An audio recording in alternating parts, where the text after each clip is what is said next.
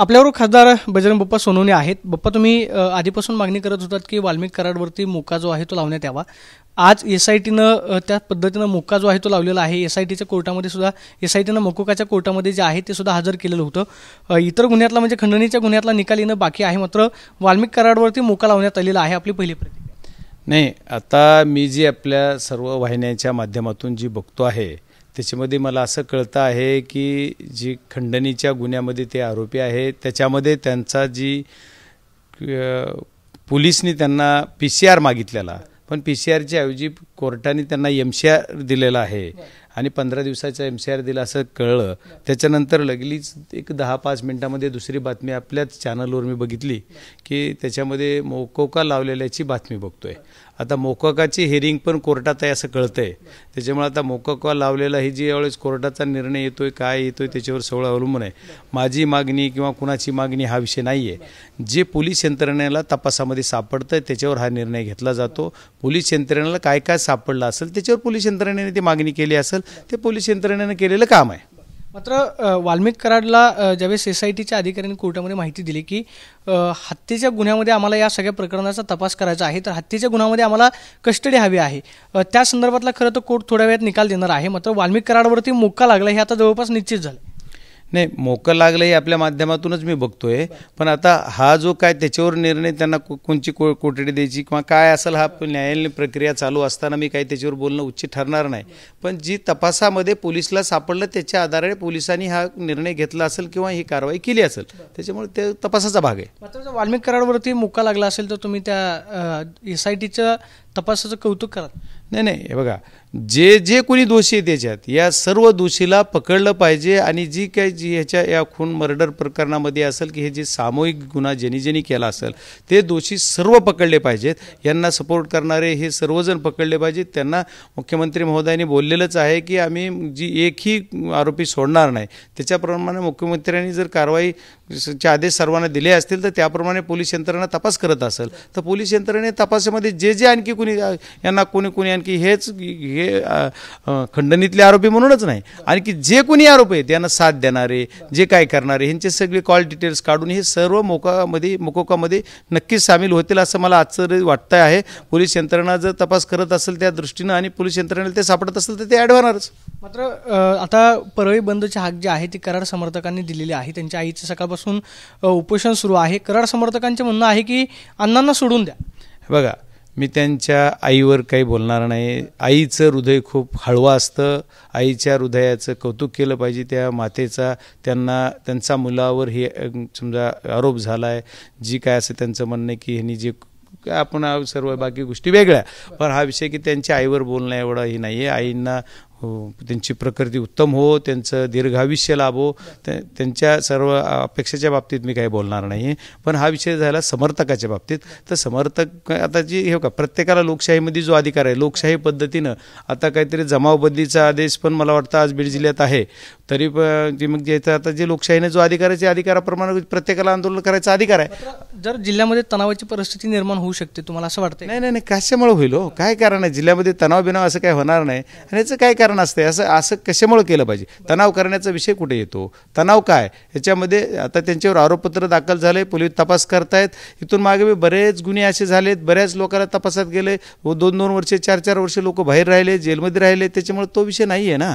त्याच्यामुळे तणाव बिनाव काय नाही। आणि माझ्या बीड जिल्ह्यातल्या सर्व जनतेला सुद्धा विनंती आहे की शांततेने घेतलं पाहिजे, पोलिसांना सर्वांनी सहकार्य केलं पाहिजे। पोलीस जे करतायत पोलिसाच्या याच्यावर आपण कारवाईवर, आम्ही पण फक्त पोलीस कारवाईवरच बोलतो ना, आम्ही कुठं पोलीस अधिकाऱ्यावर? फक्त पोलीस अधिकारी जे एकतर्फा वागतात त्यांच्यावर आम्ही म्हणतो की तुम्ही एकतर्फा वागू नका, न्यायाचं वागा। पोलीस यंत्रणा न्यायाने वागत असेल किंवा पोलीस यंत्रणेवर आपण सर्वांनी भरोसा ठेवून आता पुढे तपास बघितला पाहिजे। आतापर्यंत जो तपास झालेला आहे एसआयटीचा असेल मग किंवा जी एसआयटी नेमण्यात आलेली होती, अधिकारी सुद्धा बदलले, आतापर्यंत जो तपास झाला त्याच्यावरती तुम्ही समाधानी आहात का? आज वाल्मिक कराडवरती मोका लावलेला आहे। बघा, हे जो तुम्ही बोलताय की तपास हा विषय की तपासाच्या दिशेनं जी न्यायाचा आम्हाला जो भाग आहे की आम्हाला न्याय पाहिजे, संतोष अण्णा देशमुख यांचा जो मर्डर झाला आहे, क्रूर हत्या झाली, याच्यासाठी त्यांचा न्याय पाहिजे. तर उलट तर मी म्हणतोय की यांचा टॉर्चर करून मारलं त्याचासुद्धा ॲडिशनल गुन्हा यांच्यावर दाखल झाला पाहिजे. जे मोकोका लावायचं मुख्यमंत्र्यांनी शब्द दिला होता त्याच्याप्रमाणे आता एवढ्या लोकांवर लागलेला आहे जे की प्रथमदर्शी ज्यांच्यावर गुन्हा दाखल झाला आहे. ज्याच्यावर गुन्हा सुरुवातीला दाखल झाला नव्हता असा सिद्धार्थ सोनवणे त्याच्यात आला आहे. पण आणखी भरपूर असतील, असे 100 लोक असतील की ज्यांनी ह्या सगळं आरोपीला मदत केली. मग कुठल्या ते हॉटेलला आरोपी राहिले, गुजरातला कुठे गेले, कुणाकडे राहिले, पुण्यात कुणाकडे राहिले, मुंबईला कुणाकडे राहिले, त्यांचं खरं काय, हे काय, हे बऱ्याच गोष्टी आहेत ना. त्याच्यामुळे आणखी तपासातल्या ज्या काही गोष्टी आहेत त्या गोष्टी तपासायचं काम पोलीस करतील आणि पोलीस सर्वांना याच्यामध्ये घेतील अशी अपेक्षा करू. मात्र आतापर्यंत SITनं जो तपास केलेला आहे त्याच्यावरती तुम्ही समाधानी आहात का? बघा, SITचा जो तपास चालू आहे या तपासावर सर्व लोक या गुन्ह्यात येतील त्यावेळेस आपण त्याच्यावर बोललं पाहिजे. हा ज्यांचा तपास चालू असताना आपण समाधानी असमाधानी बोलण्यापेक्षा की ती ज्यावेळेस पूर्ण तपास होईल, आपण समजू की आज हे पूर्ण तपास झाला तर त्यावेळेस बोलणं बरोबर राहील. आणि आता आपल्याला एक ही प्रकरण न्यायालयात आत्ता चालू आहे आणखी, तर आपण जी मला विचारतं त्यावेळेस सुद्धा न्यायालयासमोर असताना सुद्धा मी याच्यावर काही बोलणं, मला वाटतं ही सगळी प्रक्रिया संपू देत. आज सगळे कराड समर्थक रस्त्यावरती उतरलेले आहेत, त्याचा परिणाम काय जिल्ह्यातल्या कायदा आणि सुव्यवस्थेवरती होईल का? कारण समर्थक आक्रमक झालेले आहेत, त्यांची मागणी आहे की अण्णांवरती कारवाई नको. पोलीस ठाण्याच्या बाहेर त्यांची आई सकाळपासून बसली आहे, एवढा सगळा जमाव पोलीस स्टेशनच्या बाहेर जमलेला आहे. कायदा आणि सुव्यवस्थेचा प्रश्न निर्माण होऊ शकतो. बघा, मी तुम्हाला पहिल्यांदा अगोदरही सांगितलं की आईंच्या बाबतीत बोलणं मला शक्य नाही आहे, कारण ते आईचं हृदय आहे, ती कुणाचीही आई असो. आईविषयी मी काही बोललं नाही पाहिजे. त्यांना त्यांच्या मुलासाठी त्यांचा टाहो फोडणं त्यांचं स्वाभाविक आहे, ते होणं त्यांचं कौतुकास्पद आहे, त्यांच्यावर मी बोलणार नाही. राहिला विषय कायदा व सुव्यवस्थेचा, कोणी समर्थक वगैरे काय म्हणतात, तर कायदा व सुव्यवस्थेचा प्रश्न पोलीस बीड जिल्ह्यातले नक्कीच हँडल करतील. कायदा व सुव्यवस्था काही त्याचा प्रश्न काही होईल असं मला वाटत नाही. आणि आपल्या वाहिनीच्या माध्यमातून सुद्धा बीड जिल्ह्याला मी आव्हान करणार आहे, कायदा व सुव्यवस्था राखूनच आपण सर्वजणांनी काम केलं पाहिजे. कायद्याचं कुठं उल्लंघन होईल असं कुणीही वागू नये. मात्र वाल्मिक कराडवरती आरोप होतोय ते म्हणजे बेनामी मालमत्ता जी आहे ते वाल्मिक कराडनं या सगळ्या प्रक्रियेच्या माध्यमातून जमवलेली आहे. खंडणीच्या माध्यमातून संघटित गुन्हेगारी जी आहे ती बीड जिल्ह्यामध्ये वाढलेली होती. संघटित गुन्हेगारीमुळे त्या आरोपींवरती मोक्का लागला, आज वाल्मिक कराडवरती लागलेला आहे. बीड जिल्ह्यातली गुन्हेगारी या सगळ्या घटनांमुळे कमी होईल असं तुम्हाला वाटतं? नाही, नक्कीच जर कारवाई शेवट पोलीस असतात. बघा, ज्या दिवशी या राज्याचे उपमुख्यमंत्री कैलासवासी गोपीनाथराव मुंडे साहेब होते त्यावेळेस सुद्धा सगळं अंडरवर्ल्ड हादरून टाकायचं काम मुंडे साहेबांनी केलं होतं, सगळं हद्दपार करून टाकलं. तेव्हापासून मुंबई शांत आहे. आता आमचा बीड जिल्ह्यात जी काही उद्रेक झालेला ती बीड जिल्हासुद्धा जर पोलिसांनी खऱ्या अर्थानं काम करून सगळं न्यायाची भूमिका घेतली तर 100% बीड जिल्हासुद्धा शांत होईल. आता तुमची पुढची मागणी काय? वाल्मिक कराडवरती मोका लागलेला आहे, तुमची आता मग पुढची प्रक्रिया काय असणार आहे? म्हणजे बघा, जे पोलीस यंत्रणेचा तपास चालू आहे याच्यावर आपण सगळे यांचा निर्णय होऊ देत. कोर्टातला निर्णय झाल्याच्या नंतर माझी पुढची मागणी किंवा पुढचं ॲक्शन तुम्हाला मी बोलेल ना. पण आज तरी मी पोलीस यंत्रणेवर बोलणं किंवा कोर्टात मॅटर चालू असताना मी काय बोलणं संयुक्तिक होणार नाही. आपण पाहतोय की सध्या प्रकरण जे आहे ते कोर्टामध्ये आहे, कोर्टाचा निकाल थोड्या वेळात येईल. मात्र जो पोलीस ज्या दिशेने तपास करतायत न्यायालयाच्या निर्णयानंतर पुढची भूमिका आम्ही ठरवू अशी प्रतिक्रिया बजरंग सोनवणेंनी दिल्याच पाहायला मिळते. कॅमेरा पर्सन अभिजित पिसासोनी, प्रदीप कापसे, TV9 मराठी, पुणे.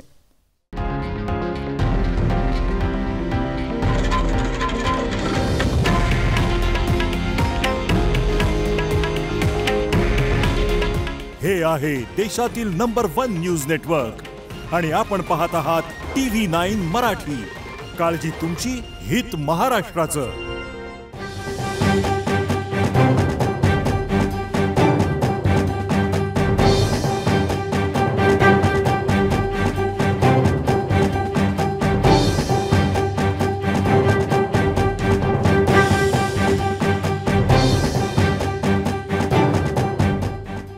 दिशा कॉम्प्युटर इन्स्टिट्यूट घेऊन येत आहे कॉम्प्युटर प्रशिक्षणातील सगळ्यात मोठी discount offer, big discount days. अधिक माहितीसाठी तुमच्या जवळच्या दिशा कॉम्प्युटर इन्स्टिट्यूटच्या शाखेत जाऊन संपर्क करा.